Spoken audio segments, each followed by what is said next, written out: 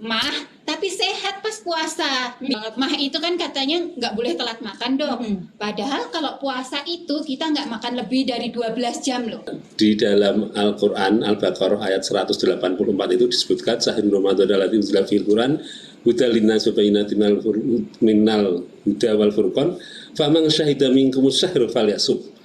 Barang siapa menyaksikan bulan Ramadan maka wajib bagi dia untuk berpuasa. Ya, harus ditekankan itu bahwa puasa Ramadan itu kewajiban, sedangkan disbabsi itu adalah suatu udzur yang harus diketahui tingkatannya, harus distratifikasi apakah halangannya itu bersifat ringan, sedang atau berat.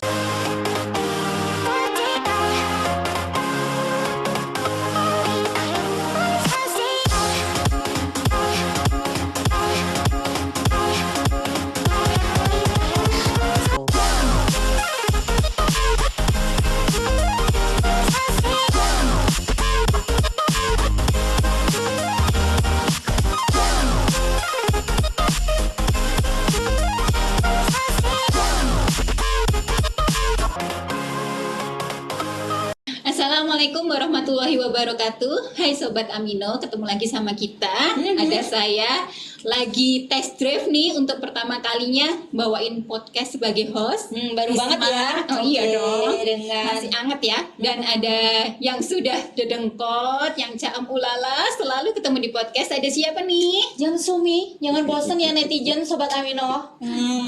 Saya masih setia dengan kalian. Oke, Bu Risma, gimana? Deg-degan nggak pertama kali ada di Amino Podcast nih? Deg-degan banget sampai bingung mau ngomong apa. Gimana? Santai aja. Pokoknya kita semua tuh ngalir aja. Nanti pasti bintang tamu tuh juga ngaruh loh. Ini kayaknya bintang tamunya kali ini tuh asik banget loh kayaknya. Kita mau ngomongin apa sih? Dan siapa sih bintang tamunya? Udah kelihatan belum ya? Yang mana ya bintang tamunya ya?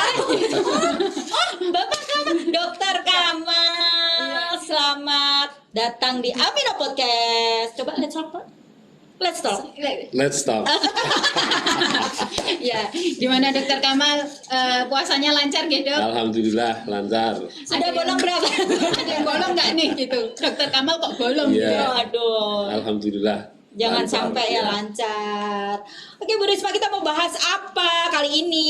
Ya, kali ini kita akan bahas tentang mah tapi sehat pas puasa. Bisa kan ya dok ya? Bisa sekali. Bisa banget. Mah itu kan katanya nggak boleh telat makan dok. Padahal kalau puasa itu kita nggak makan lebih dari 12 jam loh. Gimana Mbak Sumi kalau nggak makan 12 jam rasanya piye Mbak? Kayak diputusin mantan. Aduh, Hampa. haus. Padahal putusin mantan ya ratu yang mangan memang ya. Aduh, kenapa saya curhat ya? Anda tuh sukanya mengulik-ulik masa lalu saya ya. Mau silakan Pak Kamal jawab. Gimana nih dok? Padahal kalau orang mah nggak boleh telat makan. Nah, mah tuh sebenarnya gimana sih dok? Sebenarnya mah tuh gimana sih dok? Yang namanya mah itu kan sebenarnya bahasa Belanda. Mah itu artinya lambung. Jadi itu sebenarnya hanya nama organ tubuh ya. Tapi sebenarnya kalau dikaitkan dengan penyakit lambung itu di dalam dunia medis itu lebih sering disebut dispepsi. Dispepsi itu gangguan yang terjadi pada lambung. Dispepsi sendiri menurut kriteria ROM 2 tahun 1996 sudah lama banget nih, yaitu gangguan di lambung yang meliputi rasa nyeri di sekitar lambung, epigastrium pain, dan dirasakan juga postprandial pain. Jadi nyeri ketika makanan itu masuk ke dalam lambung. Jadi nyerinya tidak ketika kosong saja, tetapi ketika makanan masuk pun lambung juga terasa nyeri. Itu biasanya disebabkan karena ketidakseimbangan lambung dalam menghasilkan asam lambung. Makanya di masyarakat sering disebut sakit dispepsi itu sebagai mah. Karena yang diserang adalah organnya adalah lambung. Mah itu bahasa Belandanya lambung. Maka orang kalau sakit lambung bilangnya sakit mah gitu. Ya, tapi mah itu sendiri nama organ, bukan nama penyakit. Tapi sekarang sudah menjadi nama umum untuk suatu penyakit. Oh gitu. Jadi sekarang kalau habis podcast jangan ngomong sakit mah. Sakitnya dispepsi gitu. Malah bingung kok jangan sampai Aku dispepsi. Malah mau tau jadi obat apa gitu. Tapi kalau jenengan ngaku sakit dispepsi ke depan orang medisnya sudah keder ini. Wah, ini yang ngomong sama saya orang medis ini. Waduh, keturunan Belanda masnya. Saya nggak boleh macam-macam ini. Saya harus menjelaskan yang komplit. Waduh. ternyata ngeri juga ya. Maksudnya dalam dunia kedokteran, Pak Kamal di sini, Dokter Kamal ini dokter spesialis penyakit dalam ya, Ya, Bu Risma, ya. untuk sementara ini satu-satunya yang kita miliki. Monggo kalau yang pengen konsul ke Dokter Kamal bisa ada setiap hari di Poli ya dok ya. Iya. Nah tapi bentar lagi kita insya Allah ada temennya ya dok. Mudah-mudahan. Mudah-mudahan Iya. Jeng Raras. Iya, kita doain ya, Bu Risma. Semoga semangat bisa keterima di penyakit dalam. Oke. Terus penyebabnya Mas sendiri itu macam-macam rupa-rupa ya dok. Iya. Nah itu bisa disebutin satu persatu apa langsung les limau? Seperti yang saya terangkan tadi, jadi bahwa mah itu pada dasarnya disebabkan oleh ketidakseimbangan asam lambung yang dihasilkan oleh sel parietal lambung. Jadi sebenarnya asam lambung itu dihasilkan untuk menghancurkan makanan yang masuk. Jadi kalau kita makan, sudah dicerna oleh gigi, sudah hancur itu makanan, masuk sudah halus, tetapi itu harus lebih halus lagi agar bisa diserap di usus halus. Sehingga di dalam lambung, makanan itu dicerna lewat pengeluaran asam lambung yang mayoritas adalah HCl dan pepsin. Ya, tapi kalau dihasilkan secara tidak seimbang, maka itu akan menyerang sel-sel parietal lambung sendiri sampai nanti akan terjadi suatu erosi dan terjadi tukak lambung atau luka yang gerowong. Nah kalau sudah luka gerowong itu namanya sudah dinamakan dispepsi organik ya. Jadi dispepsi ada dua, dispepsi organik dan dispepsi fungsional. Kalau dispepsi fungsional itu belum ada organ lambung yang terluka yang sampai borok gitu gerowong, tetapi sudah mulai nyeri di dalam lambung. Itu dispepsi fungsional. Ya, banyak keluhannya, tapi kalau diperiksa dengan endoskopi ternyata di dalamnya tidak ada apa-apa, itu dispepsi fungsional. Tapi kalau sudah dispepsi organik, itu ketika diperiksa dengan endoskopi di dalam lambung itu sudah ada luka gerowong, kayak kalau di kulit itu kayak lecet itu ya. Yaitu tadi yang ditanyakan penyebabnya ya. Iya. Ya saya kok malah sampai segitu.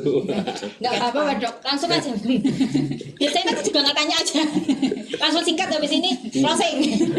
Ya, tapi penyebabnya itu memang bisa yang jelas mesti faktor dari luar lah ya, faktor makanan. Jadi kalau kita makan makanan yang pedas, makan makanan yang asam, itu tentu saja akan memicu terjadinya dispepsi itu. Ya, jadi yang namanya mukosa lambung itu kan ada memiliki ketahanan. Ya, terjadinya penyakit dispepsi ini nanti akan ada teori tentang faktor agresif dan faktor defensif. Faktor agresif itu kalau ada makanan dari luar yang sifatnya asam, sifatnya pedas, yang itu menyebabkan tergerusnya faktor mukosa lambung. Terus faktor defensif itu adalah kemampuan lambung untuk memperbarui sel-selnya. Nah, kalau faktor defensif lemah, sedangkan faktor agresif sangat kuat, maka lambung akan mengalami penyakit dispepsi itu. Makanya terutama makanan dan ditambah juga faktor psikis ya. Faktor psikis ya, jangan stres. Kalau tentang tidak makan lama itu juga bisa menyebabkan asam lambungnya berlebih, karena kan asam lambung sebenarnya diproduksi dalam batas sedikit secara kontinu, tetapi ketika muncul makanan yang banyak maka asam lambung itu akan meningkat jumlahnya untuk menghadapi beban makanan yang datang ke dalam lambung seperti itu. Nah berarti kalau kayak gitu, kalau orang yang sudah dispepsi itu boleh puasa atau enggak dok? Kan berarti enzimnya berlebih nih selama 12 jam. Ya, masalah boleh berpuasa atau tidak berpuasa saya jadi pengen dalil ini. Oh iya, ngomong-ngomong. Boleh siap Mbak Sumi sedikit aja Pak ya, sedikit ya. Saya sudah deg-degan aja ini saya. Karena kan gini, pertanyaannya jangan boleh gitu loh. Jadi karena di dalam Al-Quran Al-Baqarah ayat 184 itu disebutkan sahih Ramadan alatin fil Quran huda linnas wa bayyinatin minal huda wal furqan faman syahida minkumus syahra falyasum. Barang siapa menyaksikan bulan Ramadan maka wajib bagi dia untuk berpuasa. Jadi jangan ditanyakan boleh apa enggak. Orang dispepsi ya wajib puasa. Nek boleh apa tidak ya boleh. Berarti kalau mau enggak puasa ya boleh juga ya. Jadi harus ditekankan itu bahwa puasa Ramadan itu kewajiban, sedangkan dispepsi itu adalah suatu udzur yang harus diketahui tingkatannya, harus distratifikasi apakah halangannya itu bersifat ringan, sedang atau berat. Jadi jangan segampang itu orang memvonis dispepsi, ya. Aku mah kok Ya, aku ora poso. Nah, Bodoh iki. Aduh, perih nyeri ulu hati, ra poso batal gitu. Berarti nggak boleh langsung gitu ya, Dok? iya, sebenarnya seperti di diabetes pun tingkatan penyakit itu tuh harus distratifikasi. Ini kalau puasa itu dia risiko ringan, risiko sedang atau risiko berat. Jadi intinya orang yang punya sakit mah itu harus berpikir bahwa puasa Ramadan itu adalah suatu kewajiban. Lah masalah dia sakit silakan diperiksakan apakah dia termasuk yang ringan, berat atau sedang atau berat. Begitu Sobat Amino, jangan mentang-mentang punya mahku aku tok. Oh, ora poso ah. Batal terus. Jangan ada ya, jangan ada di sini nggak ada loh yang kayak gitu. Harus kuat sampai akhir. Harus kuat. Gitu. Oke, ternyata ya nggak cuman dari pemicu. Oh iya, kalau ini Dok, tadi kan sepertinya Dokter Kamal menyebutkan, jadi untuk makanan yang dicerna ke dalam itu harus lembut. Lah kalau yang modelnya kayak gerusak-gerusung makan langsung dilep gitu, itu bisa nggak sih mempengaruhi pencernaan gitu? Iya, itu berarti kan apa? Lambung itu menggantikan fungsi gigi ya. Jadi gigi iya. yang harusnya mencacah makanan, harusnya kalau secara teori mengunyah makanan itu harus 32 kali ya. Iya. Jadi sehingga ketika masuk ke lambung itu sudah halus, itu fungsi gigi digantikan oleh fungsi asam lambung. Itu juga jelas, itu juga memicu. Bisa memicu juga ya. Oh begitu. Makanya kalau makan itu yang priai. Iya, oke.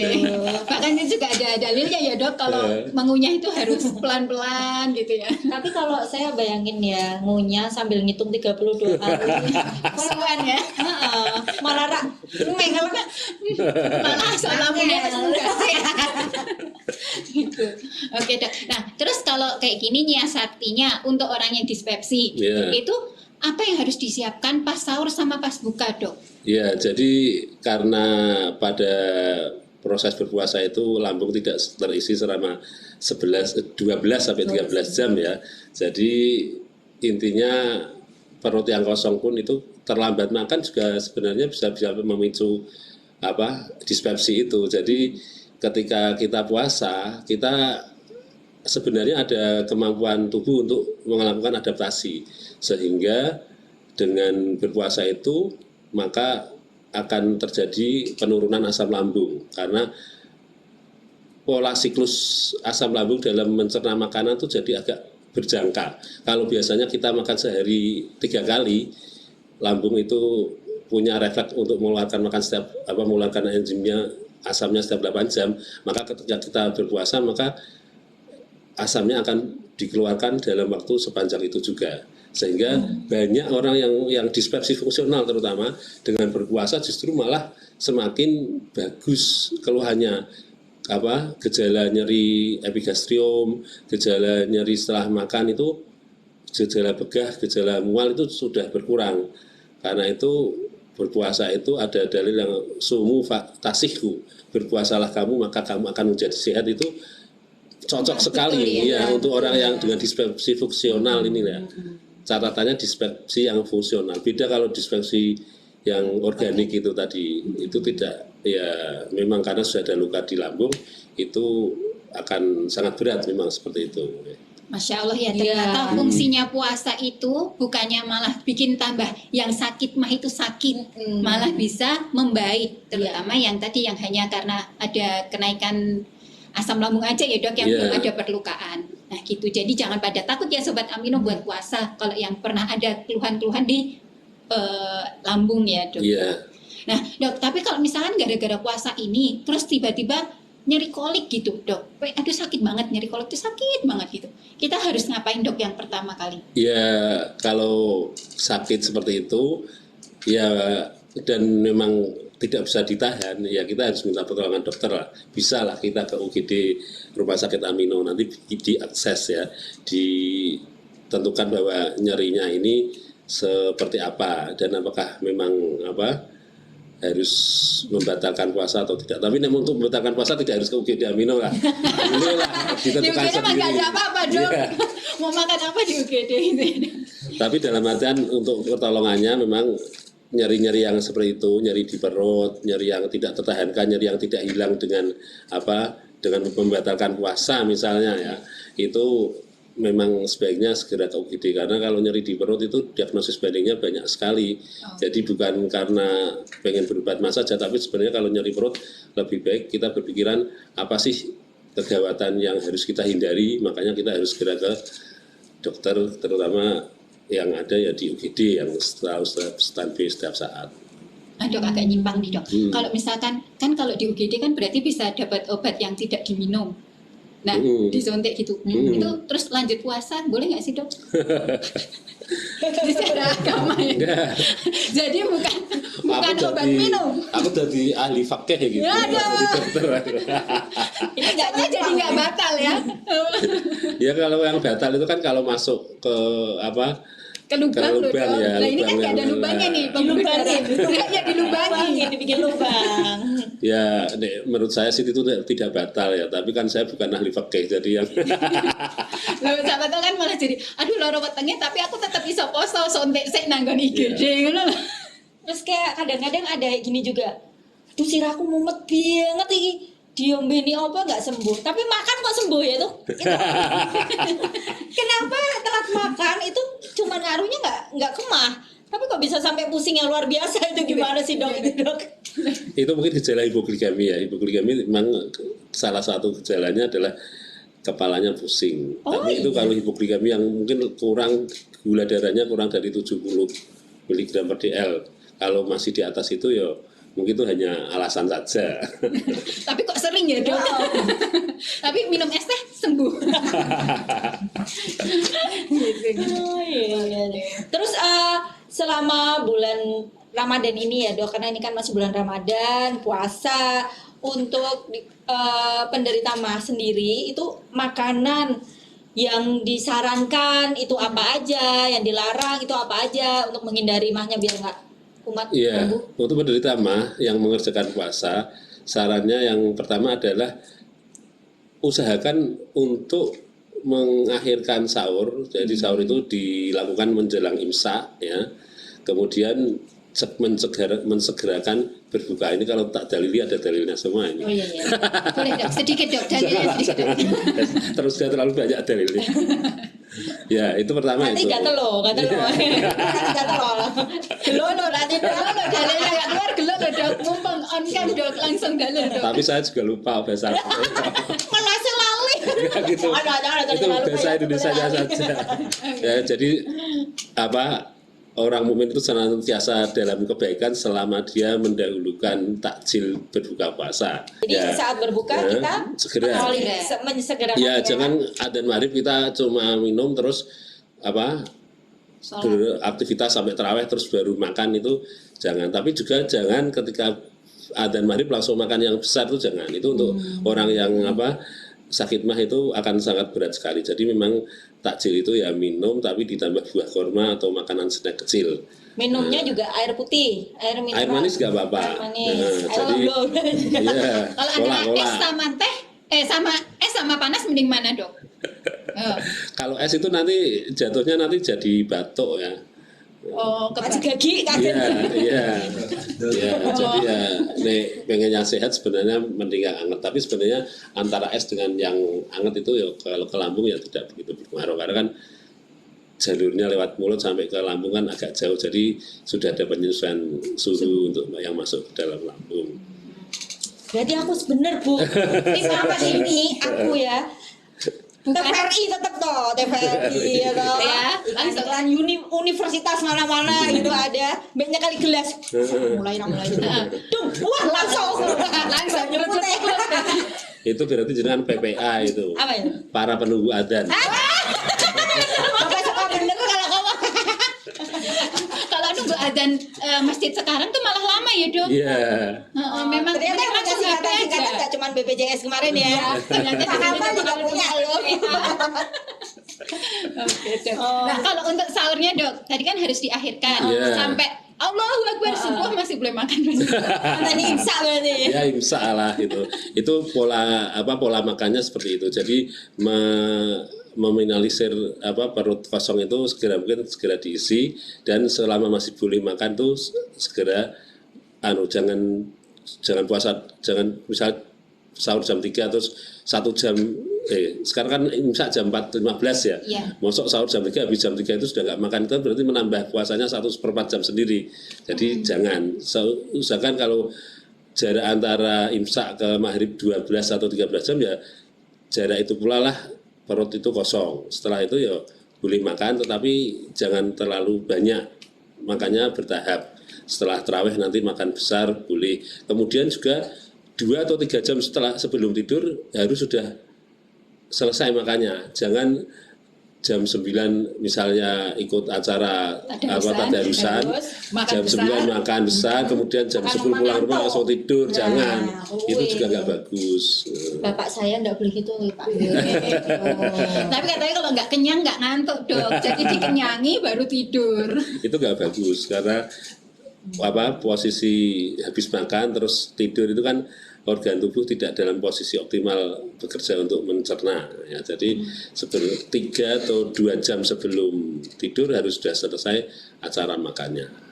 Kalau pas sahur juga diakhirkan aja, tapi yang berat boleh agak lama, cuma sebelum imsak tetap ada yang dimakan gitu ya dok. Jenis makanan yang dipilih juga memang harus yang ramah terhadap lambung ya. Nah itu apa aja? Yeah. Sebutin dok. Yeah. Kupas tuntas di sini. Biar sobat Amino paham Kayaknya bener. samyang gitu. Iya.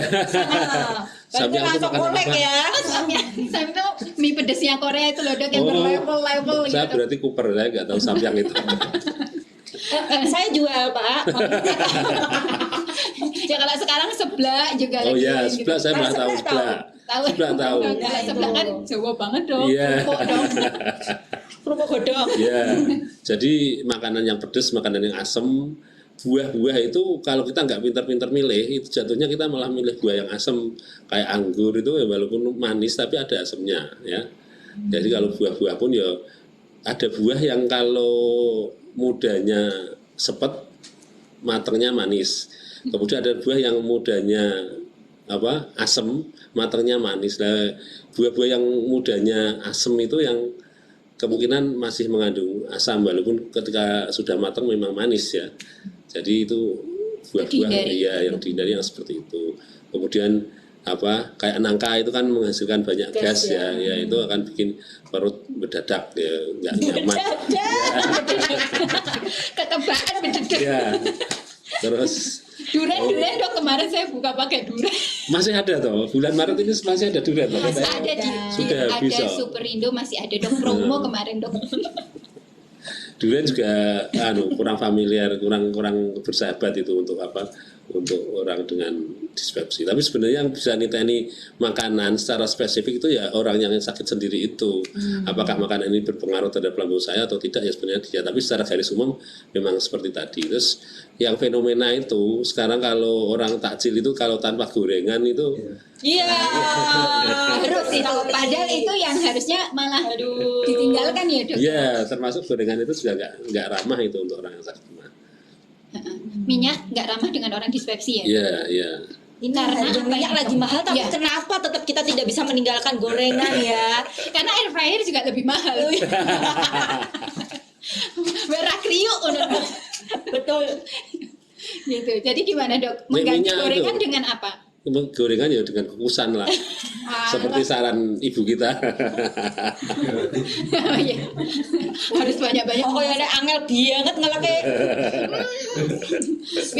Pisangnya pisang godok Nah, rasanya. wih. Tapi bawang godok belum ada, mungkin bisa kita coba ya guys ya. Seperti saran. Oke. Wah ternyata ya banyak juga yang harus dihindari. Buah juga nggak sembarang sembarangan. buah. Ternyata tuh kita harus tetap memilih. Oh ini buah yang. Kalau pepaya gimana dok? Ya pepaya itu kan mudanya kan sepet ya enggak asem ya. Oh. Ya tau gitu. Lebih pisang dok. Ya. Pisang, apel, Bengkoang. bengkoang, Oh bengkoang. Oh mungkin kayak dijual di kilo-kilo. melon. Makanya kan banyak yang lebih buka pakai melon. Nah itu dilema Bu. Saya penderita mah ya, maksud saya melon suka, tapi kebanyakan langsung saya tensinya ngedrop. Hmm. Gimana dong? Ayo, semangka juga. Saya Semangka. makan itu juga Tensinya drop. Iya. Ya dikira-kira. Nah, jangan banyak-banyak tuh. Yang bisa ngira-ngira kan yang penderitanya sendiri. Kembali lagi ke diri sendiri ya. Jadi harus tahu aturan, Iya. harus tahu diri sendiri mampunya berapa. Kalau mampunya makan pisang satu ya jangan makan setandon. Ya udah, saya makan gorengan aja lah. Tapi beneran loh. Pokoknya tuh saya buka tuh nggak pengen macam-macam. Udah teh panas aja sama gorengan, udah bahagianya lah. Wow, udah kayak Tapi nggak cukup satu ya gorengan. enggak. Apa aja ya tempenya ya. Enggak sih, saya tahu bakso cuman 3 gelondong gitu. Oh. Sampai 5 lah ya. Tahu baksonya lemu-lemu sih kan. Aduh, Ayo. saya tak mulai saya bukan. Tadi wes lari sih ngarep ki mesti kan bakso nih. Iya. Oke, terus apa lagi nih Bu Risma? Yang mau ditanyakan, selama puasa obat-obatan masih harus diminum tidak dok? Bagaimana cara minumnya?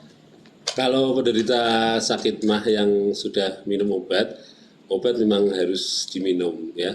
Dalam satu penelitian di tahun 2013 itu ada penelitian yang menyebutkan bahwa proton pump inhibitor itu terbukti mengurangi gejala yang dikeluhkan oleh para penderita mah yang melakukan puasa. Contohnya itu kayak omeprazol, lansoprazol itu memang hasilnya jelas-jelas mengurangi keluhan. Ya, jadi orang yang saya ceritakan tadi ya, orang yang sakit mah yang berpuasa itu kan ada yang kadang menjadi bagus karena keteraturan dalam berbuka dan bersahur itu kan sehingga ritmenya bagus sehingga asam lambung bisa normal sendiri dengan berpuasa. Tetapi ada juga yang memang walaupun sudah begitu asam lambungnya tetap belum bisa dinormalkan. Nah itu dengan obat-obatan itu bisa membantu puasanya, mengurangi gejala ketika sedang puasa.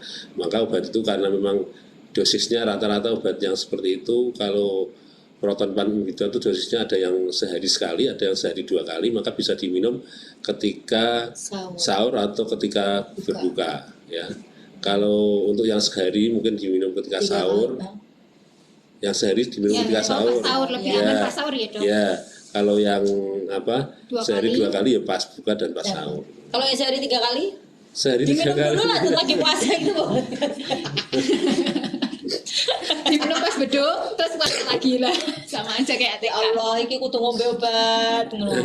Ya, enggak, kalau yang sehari 3 kali dikurangi aja menjadi 2 kali. Bisa. Hanya pas buka dan sahur saja. Dan obat-obatan itu tidak boleh beli sendiri ya dok, harus tetap konsul nih dok. Iya, Yang iya. boleh- Kayak bapak saya yang penderita diabetes, yang insulin itu tetap boleh digunakan nggak insulin? Iya, insulin juga digunakan dengan penurunan dosis. Jadi insulin itu kan ada yang diberikan sehari sekali, ada yang sehari 3 kali. Yang sehari 3 kali itu sebaiknya diberikan 2 kali. Yang sehari sekali ya tetap diberikan sehari sekali. Jadi memang pada orang berpuasa yang mempunyai penyakit itu memang ada penyesuaian untuk pemberian dosis obatnya. Rata-rata memang banyak yang dikurangi. Sehingga kira-kira nanti puasanya bisa lancar dengan pengurangan obat tersebut. Tuh. Dok, tapi sebenarnya kalau yang orang dispepsi ini bisa sembuh total nggak sih dok? Dispepsi sebenarnya bukan penyakit kronik yang harus diobati jangka panjang kayak diabetes maupun hipertensi ya. Jadi harapannya dispepsi itu memang harus lepas obat ya. Tetapi ketika dia lepas obat dia harus menjaga lifestyle-nya agar tidak tersandung dengan makanan-makanan atau kebiasaan-kebiasaan yang menyebabkan kambungnya lagi penyakit lambungnya. Jadi orang yang dispepsi kalau sudah minum obat sudah sembuh maka dia harus ketat jenis makanan yang dimakan, terus dia juga nggak boleh stres, terus juga jarak makan dengan makan berikutnya juga harus teratur. Tertib ya makan. Nah tadi kan katanya kalau pas puasa malah ada yang sembuh, tapi lebaran nanti bisa kambuh lagi berarti malah dok. Iya, terutama makan Seringnya kan lebaran malah itu gitu ya kayak lebaran. Kalau puasa tuh dia sepi loh dok, tapi nanti lebaran kenapa jadi rame lagi?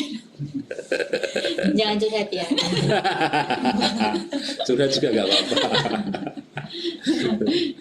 Karena ya tapi kan ramenya berbagai macam kasus sih.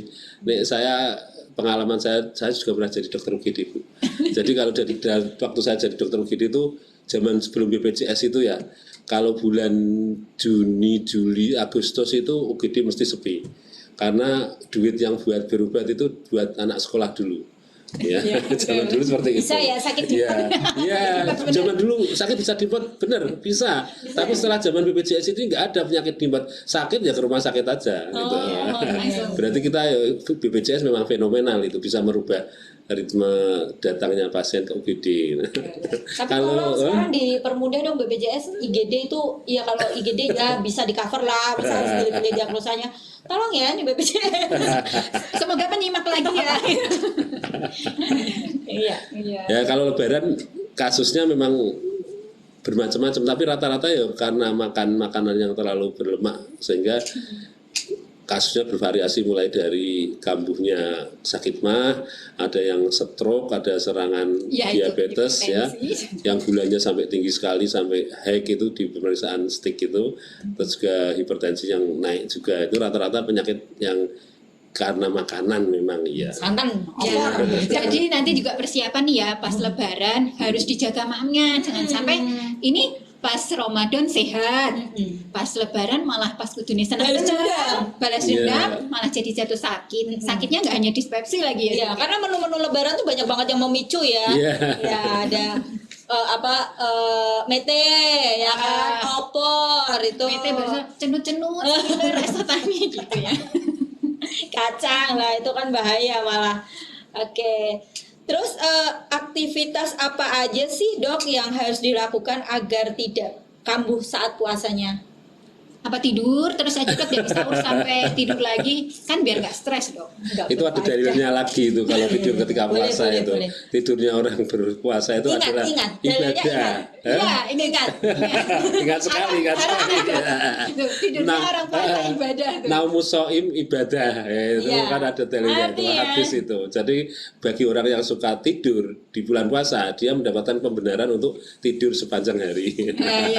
Tapi menurut saya ya, jadi puasa itu kan ladangnya untuk menambah amal. Kalau kita bisa yang lebih daripada tidur, kenapa kita harus tidur? Gitu. Nah, itu dia. Nah, untuk penderita mah beraktivitas saja seperti biasa, ya.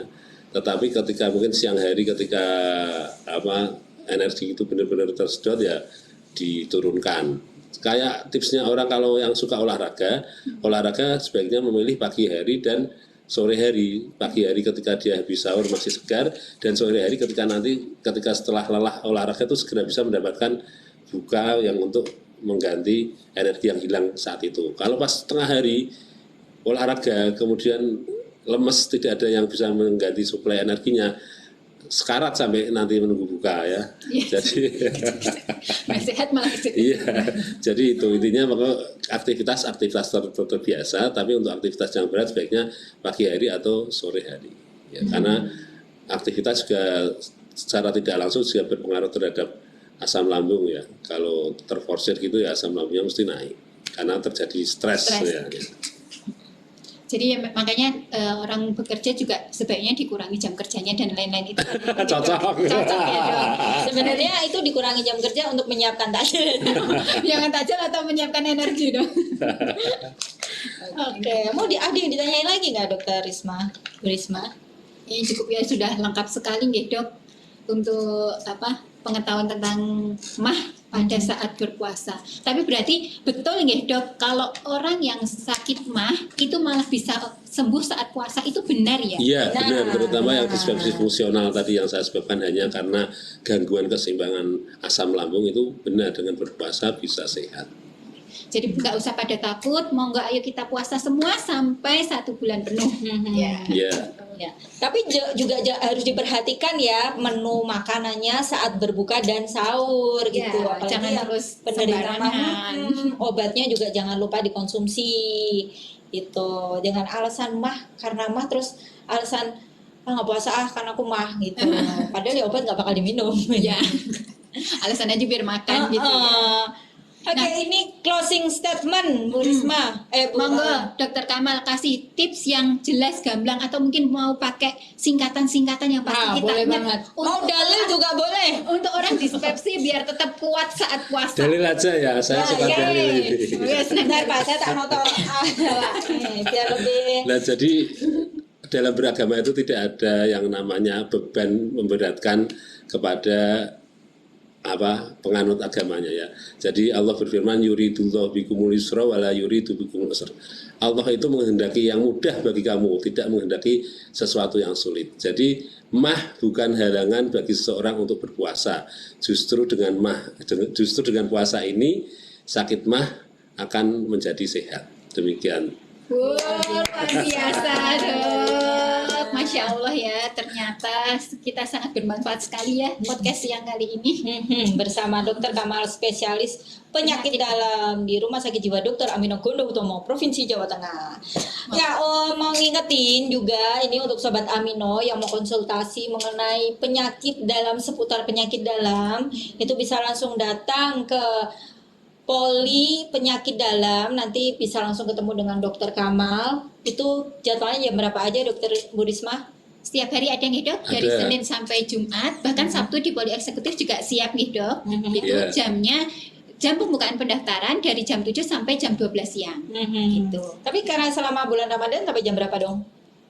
Jam 11 ya? 11. Terus juga boleh kalau ada yang merasa kolik atau mendadak nyeri perut, boleh berkonsultasi juga langsung ke IGD kita ya. Buka 24 jam. Ketemu lagi di lain kesempatan dengan materi yang lebih menarik gitu. Mesti banyak yang pengen ketemu dokter lagi nih. Karena kalau penyakit dalam ini kan luas Banyak banget gitu. Dan banyak yang nggak tahu kalau RSJ ini punya dokter lain selain jiwa. Jadi emang dokter Kamal ini harusnya kita up pamornya nih dok, biar famous gitu.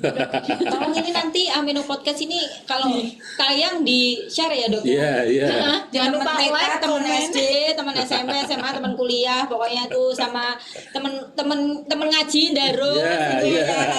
Harus disuruh like, komen, dan subscribe. Iki lho aku ingin yang Amino Podcast, tak leboke lho dadel-dadel. Oke, silakan Bu Risma ditutup dong. Aku pingin tahu nih karena kamu kan lagi belajar. Gaya banget ya. Aduh. Terima kasih atas perhatiannya semuanya. Duh, jadi kayak pidato malah gitu ya. Kita tutup podcast pada hari ini. Salam semuanya, salam sejahtera. Bye bye. Nyangkut.